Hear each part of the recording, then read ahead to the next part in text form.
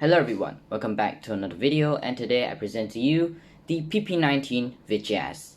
Fun fact, Vityaz means night in Russian, as in medieval night, not nighttime night. So this gun is chambered in 9x19 parabellum. There are other variants of 9mm such as 9mm Makarov. This is clearly a AK variant, and it is developed in 2004 by Ismash. Hopefully I am reading that name correctly. Now I don't know if that's a name of a person or a name of a company, but yeah, it's developed by Ismash. And I'm probably reading the name wrong, but whatever. So, fun fact about this gun, it's directly developed from the PP19 Bison or Bison, hence the name PP19 Vityaz. So it's basically, you can think of it as an improved version of the PP19 Bison or Bison, however you guys call it. So this is the standard SMG for Russian military and police. If I am not wrong, they still use this gun because it's actually a pretty good gun. Some might even call it the MP5 of Russia. It's pretty reliable because, well, it's an AK variant, but there's one key difference. The AK, the usual AK platform, uses the gas piston system where there's a gas port that the excess gas from the bullet pushes the bolt back. This is just this runs on the direct blowback system. What direct blowback means is the when the bullet is shot, there's a force. It goes two ways. One of the directions the force is going is the bullet. The bullet goes out. So let's use this gun for an example. So basically the bullet's around here when it's chambered, and when it's fired, the bullet goes out here. So one of the forces moves out here. But then there's another equal force, which goes here. The gas moves here, and that pushes the bolt back, hence the name direct blowback. So yeah, well, we're gonna finally move on to the build itself. Sorry, I really like Russian firearms, so you guys can expect more information about these guns. Well, yeah, I just love Russian guns a lot. They're simple but effective. So I guess we can start off where I started building this thing, which is the magwell. Now this design took me a lot of time, took more time for me to build this than the STG-44. Why? Well, the magwell, as you can see, is not one of the traditional designs that I use. This is a much more complicated design. So I'll just show you how it works, but first we'll take out the magazine.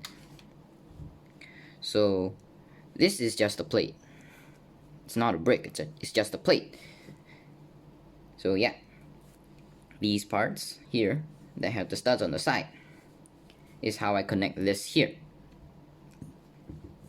Now you might be asking why I did not use the traditional building methods to make the magwell. Well, I could use the traditional design if I was building a much more traditional AK, because usually how Lego AKs works, you can just hook the mag inside here and you just push it against the mag release and it will catch. But this works like this. You have to push it in like so.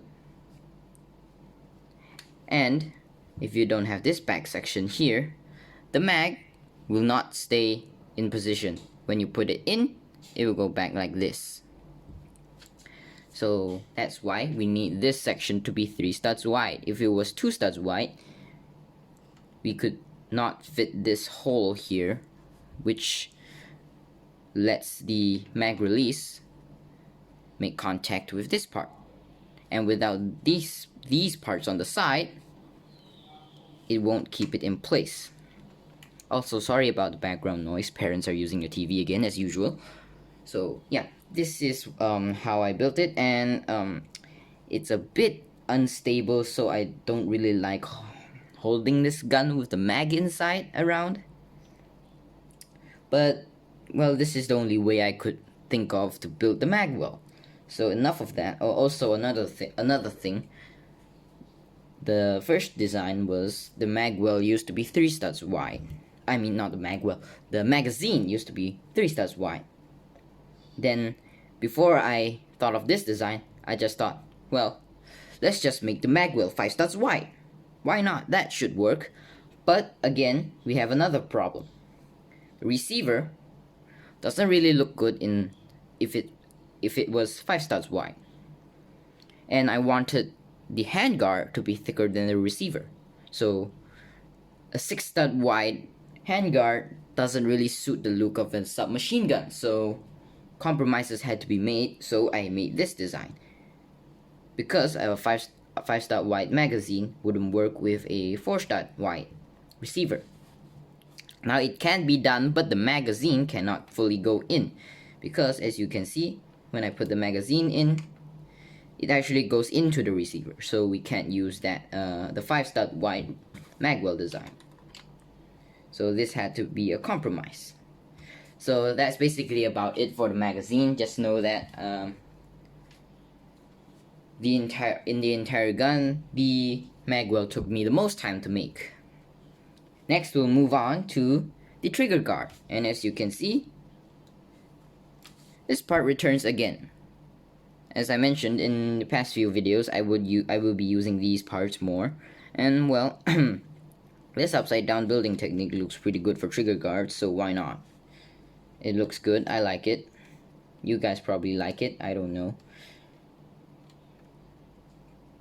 So yeah, that's basically about it for the trigger guard, and the trigger guard actually connects to the magwell with a Technic pin. Next off, we'll move on to the grip. Now, I was actually pretty surprised on how fast I came up with a design for the grip. And well, I like this grip a lot, and I will be using this as my main AK grip design for most of my AK builds. If I'm going to do any in the future, I might, but it's not going to be very soon, since I have like a very big list of guns that I want to build. I already have a very big list, and that I didn't make that list by myself. I had help with a friend, because sometimes you run out of ideas. How do you get more ideas? Talk to somebody. And I have a friend that I usually talk to, and well, he gives suggestions, and I like those suggestions, and I'll build those guns if I know how to. I almost gave up on the Sturmgewehr. I almost gave up on the STG-44, but at the end I still made it. But it kind of looks bad, but some of you like it.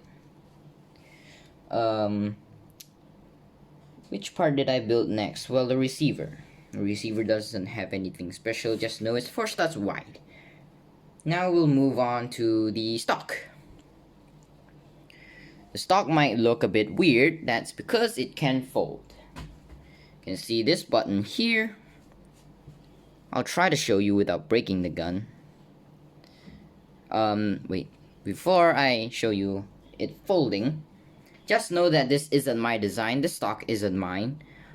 It's another design from a YouTuber named Jim's Lego Guns. The fire selector is also from his PP19 Bizon, but I modified it a little bit, and it isn't really noticeable. So yeah, just know 2 of these parts are from another YouTuber named Jim's Lego Guns. Do check him out. His designs are way better than mine, so just go check him out. Very good YouTuber, very good designs. So now I'll just show you how it folds. Just push this button down, and it folds. I'll show you the other side of the gun. Whoops, I think I broke something on the other side. Oh no, nothing. Alright, this is how it looks. I wanted it to pin onto something, but I couldn't find the design for it without making it look very ugly, so well, it doesn't really move around. I can shake it. So yeah. Well, the stock design isn't 100% copied from Jim's Lego guns, but it's basically the same. His version, let me move the gun around, it's a bit hard to maneuver. Alright, his version actually had a cylinder piece around here, so this clip here could just fold in without pressing it down. Mine has to be pressed down for it to clip in.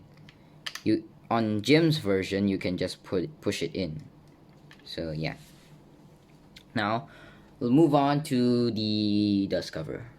Funny thing is, this thing here, the fire selector, I actually built this last because I kind of forgot about it.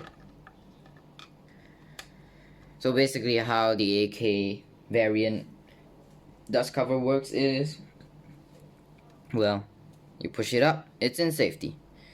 The bolt can't move fully back, so it can't chamber around, so you can't fire it. It also kind of acts as a dust cover, I guess, but you know, you can put some dirt in AKs and they still work. I guess I can link a video in the description or in the comments for you guys to see that the AK is actually pretty resistant to dirt, I guess. That's what you can say. Next is next thing I built was the dust cover. The dust cover is 5 studs wide.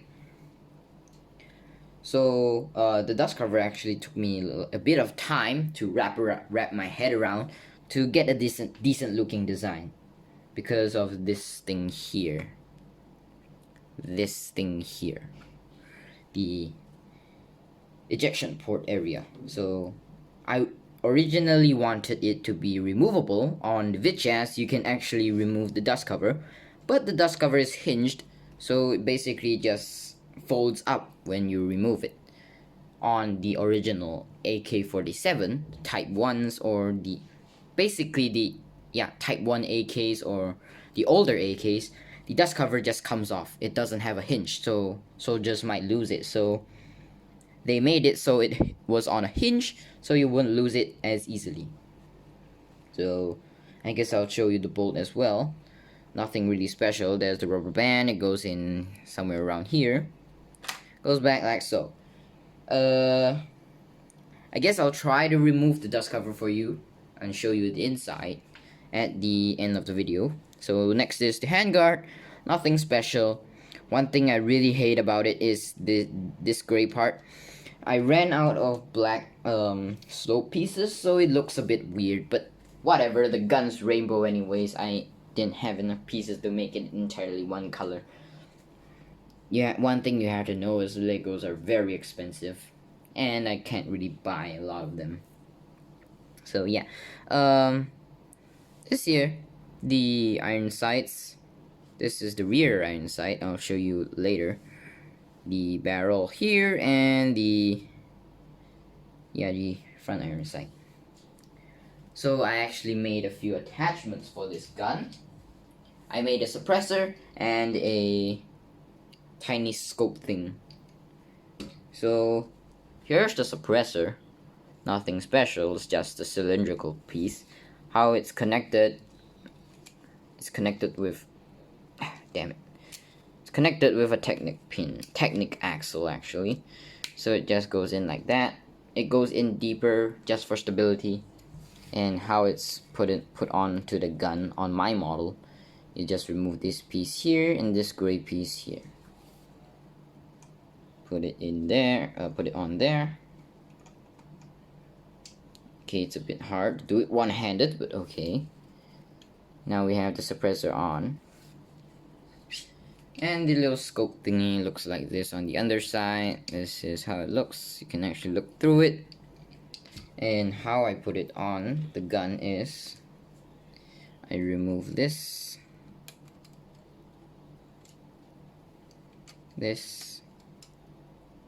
and this,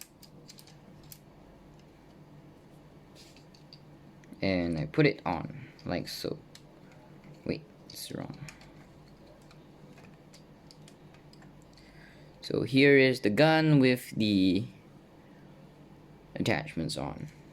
So in order to show you the iron sights, I have to remove the scope first. I think it's just a red dot. Doesn't have any zoom on it, just a red dot.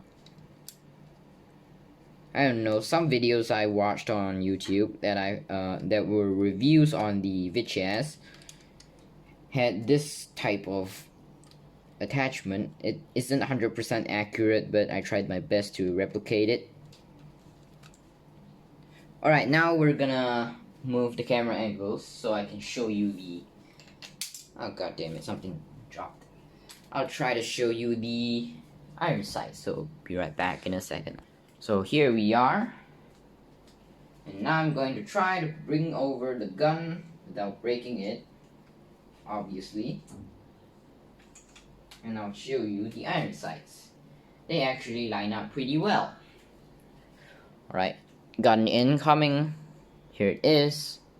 Alright, maybe I'll fold the stock to show you better, because I'm scared the stock might hit the camera and break everything.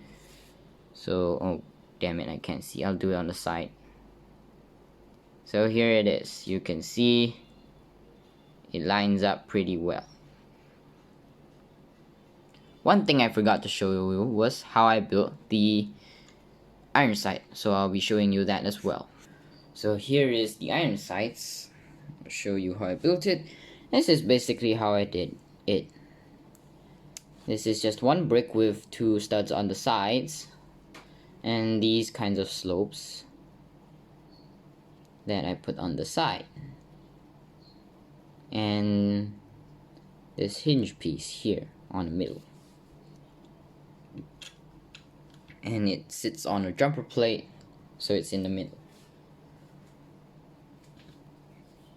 So now we're at the end of the video, I guess. So I'll try to show you the dust cover removed. But it doesn't really look like the usual removed dust cover, because, okay, I'll try to do it safely, if it even wants to come off. Alright. Okay, might not want to remove that one. We'll keep these few pieces on just for the sake of the ease of putting it back. Now, on the real model, the dust cover doesn't actually come off entirely. As I said, it's hinged, and this part here is actually stays here, and this part back here, it hinges up. But because of the design, I couldn't do that. But here it is without the dust cover, and here it is the dust cover, the bolt. Now the dust cover is 5 studs wide, and the bolt sits like this, and it's like this. So the bolt and the dust cover is actually inspired by another YouTuber's design, but I didn't use his design at all, but it was kind of inspired by his design. So this YouTuber is called Mr. Ninja Warrior. Yeah, you'd expect him being called Mr. Ninja Warrior, but he is actually Mr. Ninja Warrior. It's spelled Ninga. Yeah, that's how it's spelled. Go check him out. I guess I'll link his channel in the description as well. So yeah, that's basically about it for this gun. Thank you for watching. Yeah, as usual, I'll tell you what my next project is gonna be, but it won't come as soon or as fast as usual because, well, school's back. I have school, so don't really have time to build Lego guns, and well, I have a personal life as well, so it won't come as soon as usual, but just know it will be coming. will be a shotgun, but not a traditional shotgun. It's a fully automatic shotgun, if I'm not wrong. So yeah, that's basically about it. See you guys in the next video, hopefully sooner than I expect, but well, who knows. Well, goodbye.